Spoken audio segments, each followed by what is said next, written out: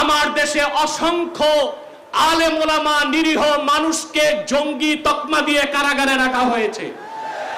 যদি বাবর সাহেব মুক্তি পায় তাহলে যে সমস্ত আলেম ওলামা ভিতরে তারা কেন মুক্তি পাবে না? তাদের মুক্তির আগে সংস্কার না নির্বাচন হতে দেওয়া হবে না বাংলাদেশে।